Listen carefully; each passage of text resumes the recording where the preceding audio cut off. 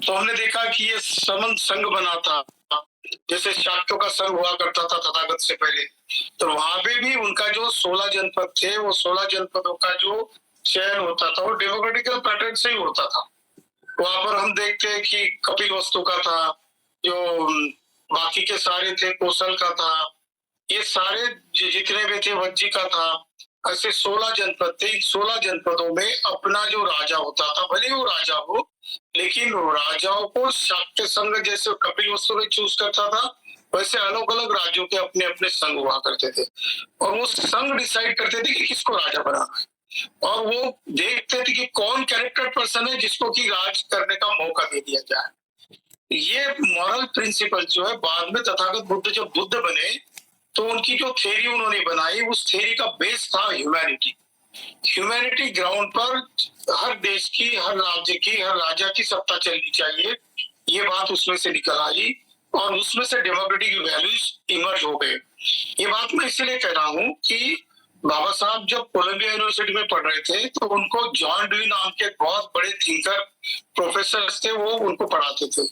वो political economy, political science और world democracy का जो इसेंस है वो सब्जेक्ट पढ़ाते थे। और जॉन ड्यूई के सबसे प्यारे स्टूडेंट अगर कोई थे तो भीमराव रामजी आम्बेडकर थे, और उनमें काफी बहस चलती थी।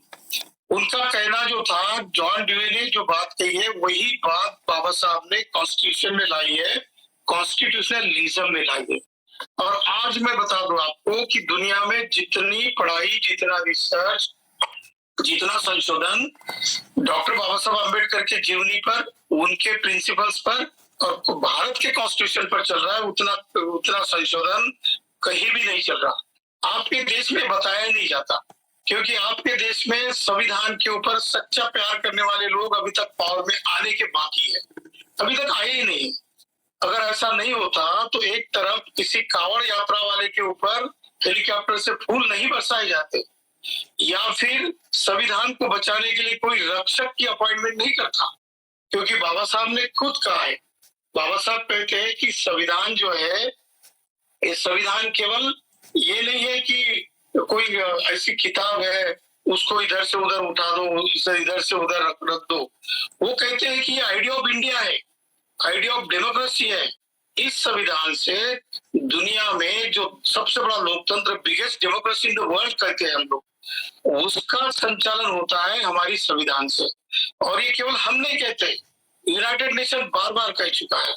जिस 2018 की यूनाइटेड नेशन की असेंबली में हम खुद उपस्थित थे, इंडियन रिप्रेजेंटेटिव करके, वहां पर एंटोनियो ग्यूटेरस करके सेक्रेटरी जनरल है यूनाइटेड नेशन के। यूनाइटेड नेशन के लगभग 193 कंट्रीज मेंबर्स है। वो उतनी देशों की जितनी भी संविधान है या कॉन्स्टिट्यूशन है, उसमें से एंटोनियो गुटेरेस जो सेक्रेटरी जनरल है, वो कहते हैं कि this is the best document in the world. दुनिया की जितने भी संविधान है उसमें से बेस्ट डॉक्यूमेंट है भारत का संविधान। और वो आगे कहते हैं कि I have gone through 150 constitution of the out of 193 constitution of the world Nations. 193 देशों में से लगभग 150 देशों की संविधान की मैंने काफी गहराई से पढ़ाई की है, और मैं इस नतीजे पर आया हूँ कि अगर दुनिया के सारे देश भारत के संविधान को केवल 10 साल तक इम्प्लीमेंट करेंगे तो दुनिया का, केवल भारत का नहीं, दुनिया का क्राइम और दुनिया की बेरोजगारी 10 साल में मिट सकती है। ये एंटोनियो गुटेरेस नाम का secretary general of the United state कहता है। उसको ये बात पता चली है, क्योंकि वो जानता है, वो कंपैरेटिव स्टडी करता है। दुनिया के 150 देशों की संविधान पढ़ने के बाद इस नतीजे पर आए हैं कि भारत का संविधान क्यों सारे दुनिया ने अप्लाई करना चाहिए। इसका मतलब है कि इसमें बहुत बड़ी बात है, इसमें केवल आइडिया ऑफ इंडिया नहीं है। तो जैसे कि बाबा साहब ने कहा कि 2 बातें कॉन्स्टिट्यूशन से दी है मुख्य तौर पर। वो कहते हैं कि पहला मैसेज है कॉन्स्टिट्यूशन से जो संविधान वाद में आता है। उन्होंने कॉन्स्टिट्यूशन असेंबली डिबेट में इसका बार बार जिक्र किया है। पहला तो जिक्र उनका है 17 दिसंबर 1946 का, पहला बाबा साहब का संबोधन था, क्योंकि 9 दिसंबर 1946 को संविधान सभा चालू हुई। नेहरू ने प्रियम्बल का प्रस्ताव रखा, लेकिन 17 दिसंबर को बाबा साहब ने जब अपनी भूमिका रखी तो उस वक्त एक बात उभर कर आई, वो आइडिया ऑफ इंडिया उभर कर आई। क्या बात उभर कर आई? तो कहते हैं कि I am Indian first, I am Indian last. Baba Saheb के पहले 9 दिसंबर से लेकर तो 17 दिसंबर तक जितने लोगों ने बात की थी, उतने लोगों ने, बहुत सारे लोगों ने, लगभग सारे लोगों ने यही बात की थी कि हमारा देश का आधार क्या होना चाहिए। तो कोई बोला था धर्म, और उसमें भी वो शुरुआत जो है प्रियम्बल की कहाँ से करनी चाहिए, तो कोई कह रहा था कि ईश्वर के नाम से, कोई गॉड के नाम से, कोई अल्लाह के नाम से, कोई गांधी के नाम से, या कोई कम्युनिज्म के नाम से। पर बाबा साहब आम्बेडकर नाम का एक शख्स वहां पर था जो दुनिया की सारी संविधानों पे पढ़ाई कर चुका था।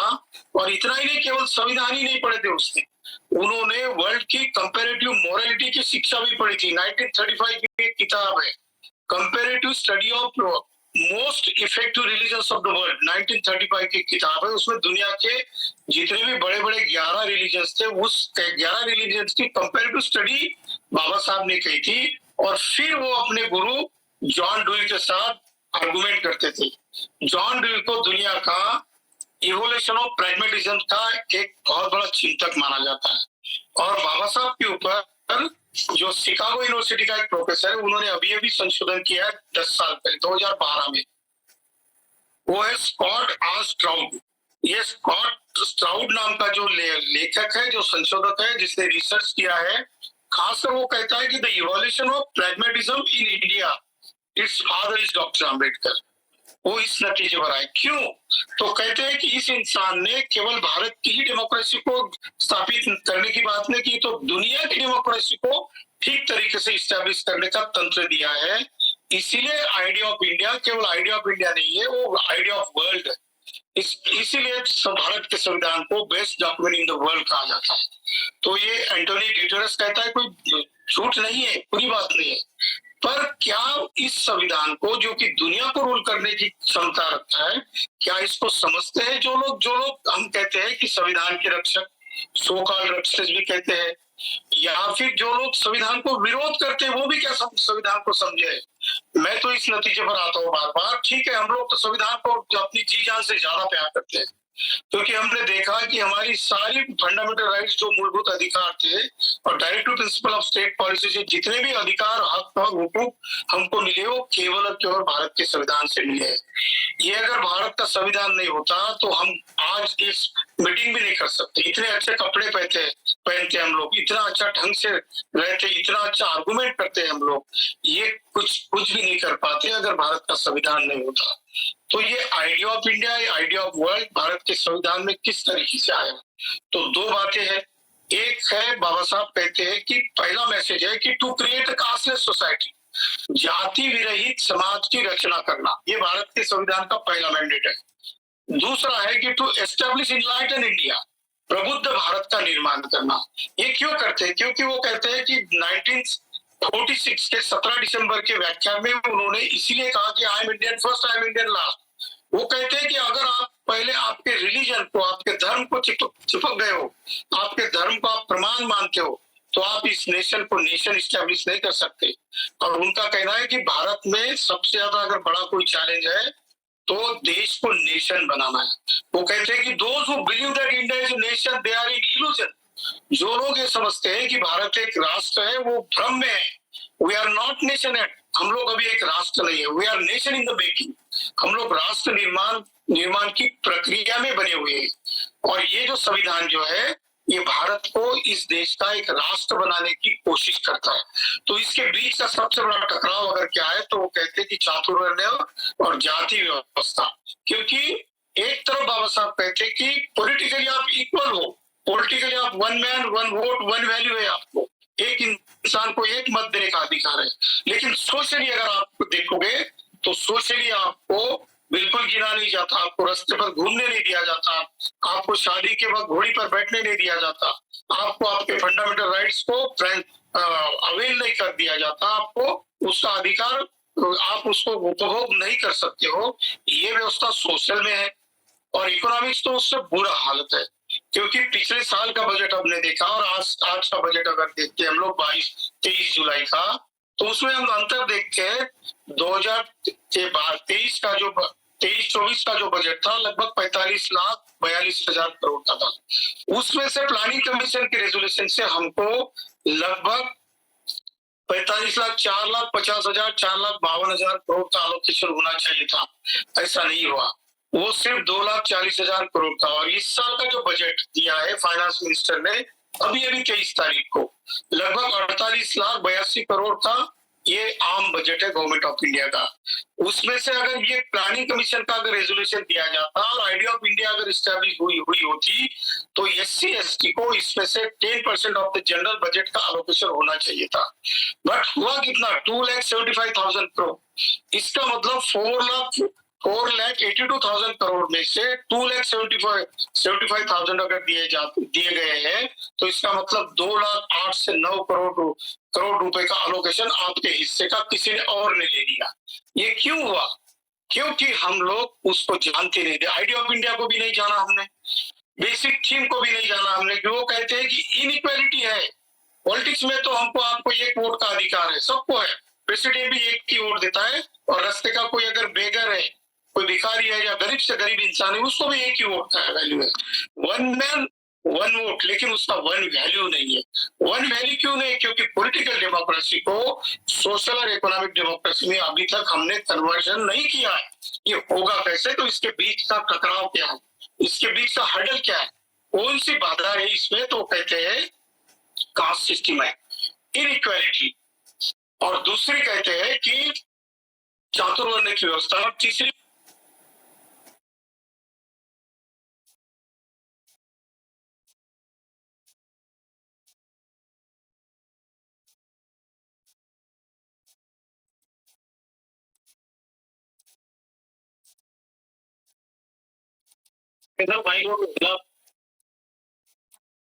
हाँ सर, मेरा माइक बंद हो चुका था।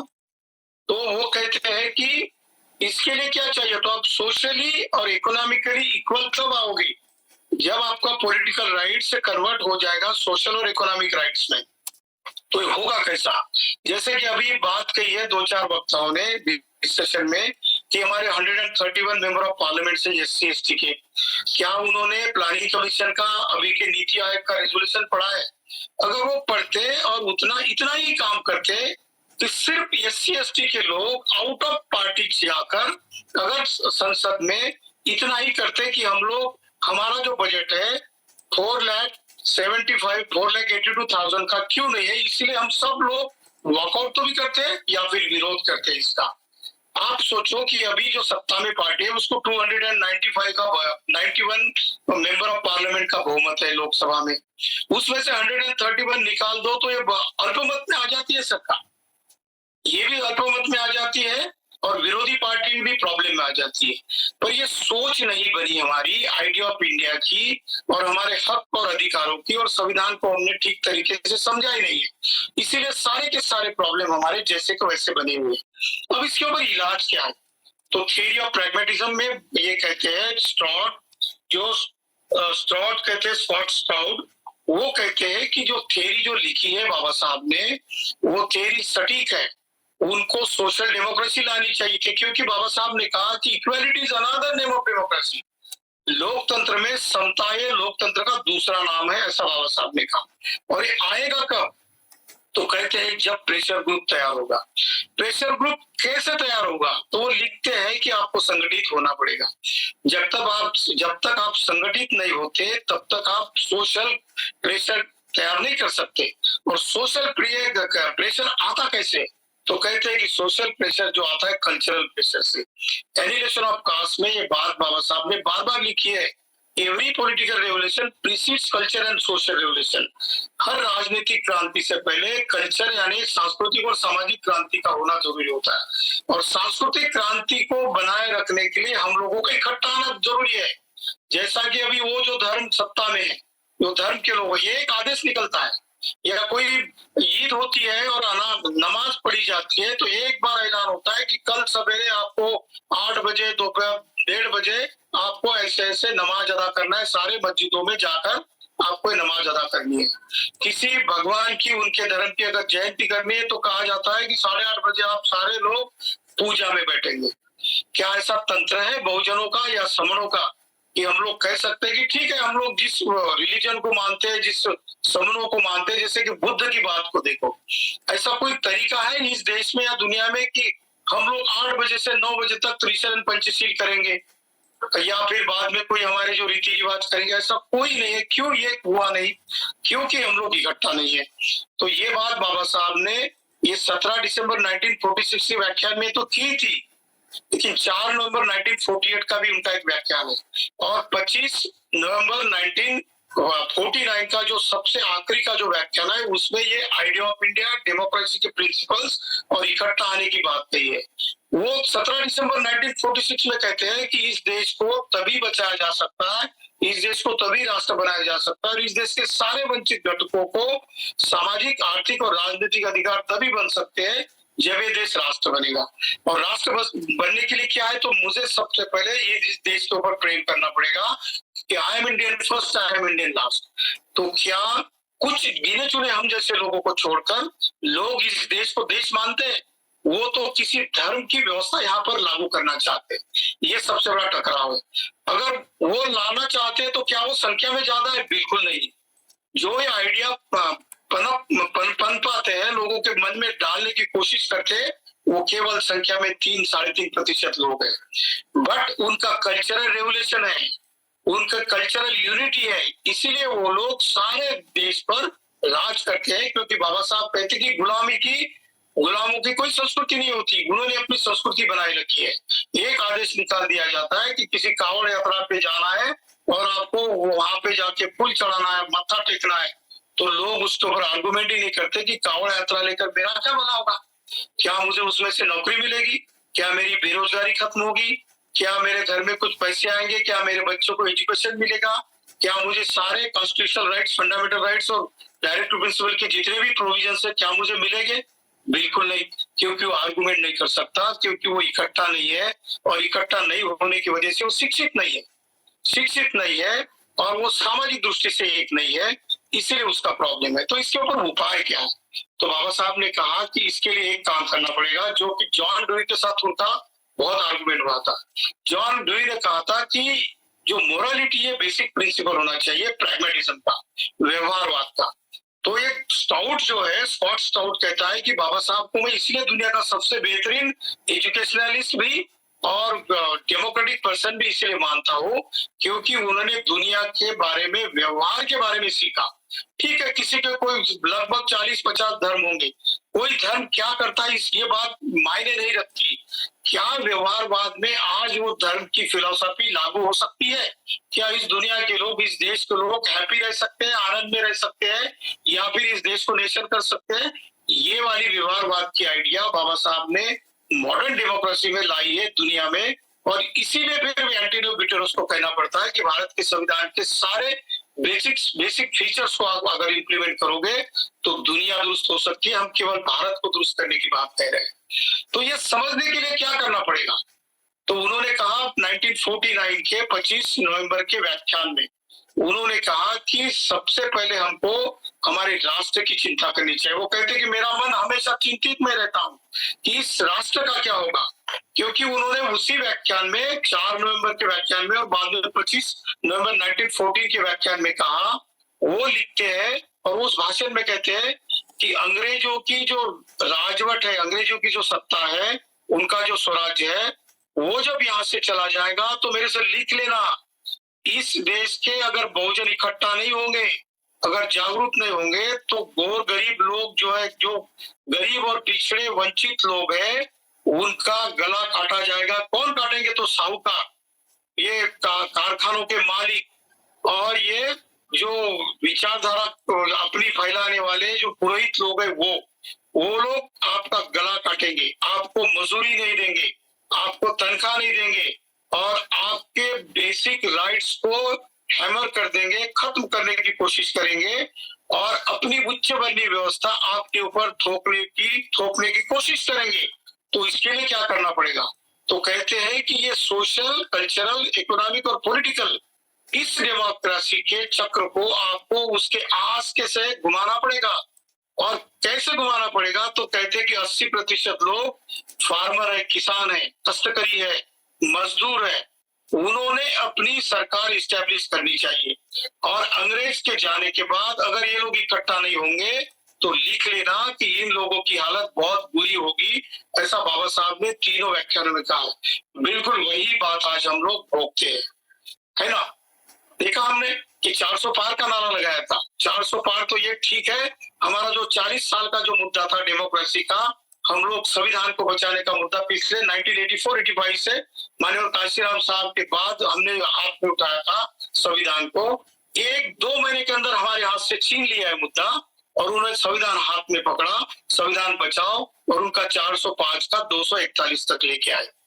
तो ये होने के बाद दूसरी पार्टी क्या कर रही है, वो संविधान की बेयर एक्ट की कॉपी तो संसद में दिखाते हैं, लाल कलर की, नीले कलर की, लेकिन वो आर्टिकल 1 का जो इंडिया दैट इज भारत नाम है वो उल्लेख नहीं करते, वो किसी और धर्म का नाम लेते हैं। हमारे देश के हिंदुस्तान की हालत कैसी होगी, ये कैसा होगा, इसका मतलब है उनके मन में रक्षक नियुक्त करने की जो आइडिया है